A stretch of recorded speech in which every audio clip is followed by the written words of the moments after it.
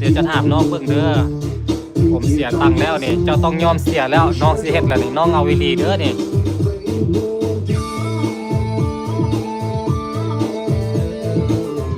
รับทราบก่อนใจเจ้าบ้านจะเต้นให้ดูหน่อยสิเบาเพลินเดี๋ยวโอนเลยนะครับครับผมเดี๋ยวน้องจะเต้นเนาะเมื่อไรน้องก็ต้องเต้นแหละมือนี่เต้นได้ไหมเพลงใดก็เต้นรถ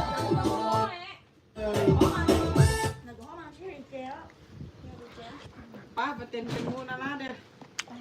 โอ้มาเรื่องเราบริเกตสิโมจัดไปบริเกมันยังดีเจค่ะก็มาชาแต่ดีเจเดี๋ยวจะรู้เป็นกระจองที่ไป นี่มาแล้วแต่บุ้งว่าแม่นหรือบ่เนาะเต้นได้สิเจ้าก็จะโอนเงินมาแล้วนี่แต่บุ้งว่าเงินเราหรือบ่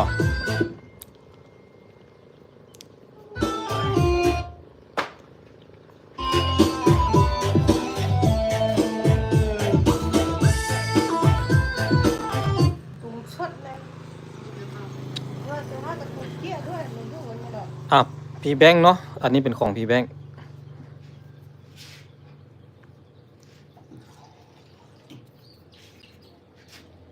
จะลงกันไว้คนละคน นี่มาอีกแล้วนี่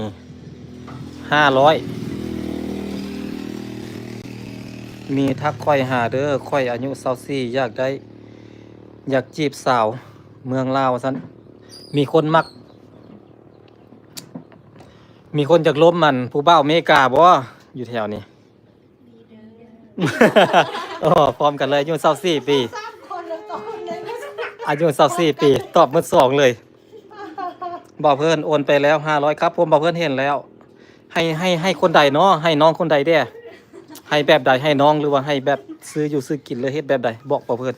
คอมเมนต์บอกเพื่อนได้เดี๋ยวเพื่อนเอาให้น้องเอานาล่าดีเจดุนไปเนาะเมื่อไหร่จะเล่นเต้นเนาะเอาได้ก็บ่เต้นได้บ่ให้ได้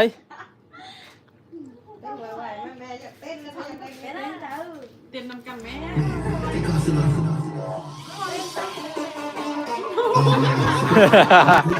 วางโทรศัพท์ไว้ให้น้องประตังจับโทรศัพท์ไว้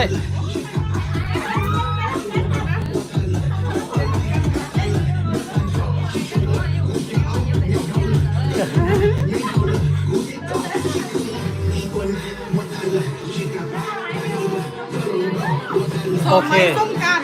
ให้น้องนาราหมดเลยบ่500น่ะเอาอีกนาราเอาอีก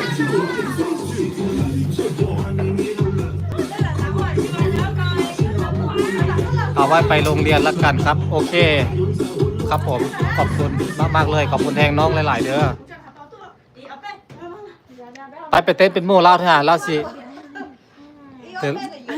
อยากกินเบียร์ก่อนจังเต้นเป็นมาสนะกินเบียร์นาราได้500นารานาราก็ให้อัดเสียง100ให้ประตัง100แล้วก็นาราก็เอา3แหละเอาแล้วก็เอามือไปเต้นน้ำเอามือไปเต้นน้ำเลยไปเนาะอัดเสียงเนาะต้องแบบนั้นเนาะสันเจ้าก็เต้นคนเดียวก็เจ้าอยากได้เมิดเลยเจ้าก็เต้นคนเดียวแหละเต้นคนเดียวนะ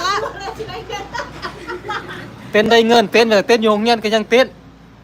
เนาะอยู่โรงเรียนก็ยังฟ้อนดีกว่า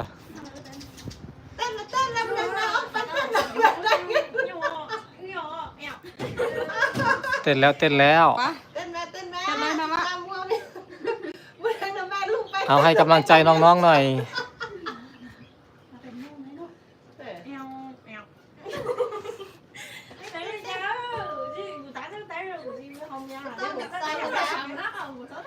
เบียร์อยู่ฮะเสียงไหนต่อเพื่อนดูสดครับบอกเพื่อนดูวอทแอปอ๋อโอเคบอกเพื่อนเห็นแล้วเด้อบอกเพื่อนเข้าบ่ได้บอกเพื่อนออกจากไลฟ์บ่ได้มันอยู่ในไลฟ์อยู่เนาะบอกเพื่อนเห็นแล้วผมฝากไปให้น้องแก้วอ๋อโอเคไม่เต้นก็เดี๋ยวบอกเพื่อนจะให้น้องเต้นอยากให้น้องเต้นให้เบิ่งมันจังบ่เสียความตั้งใจของคนเพิ่นนี่น้องเต้นแล้วบ่ต้องอายบ่เบิ่งดอกบ่เบิ่งดอกปิดตาไว้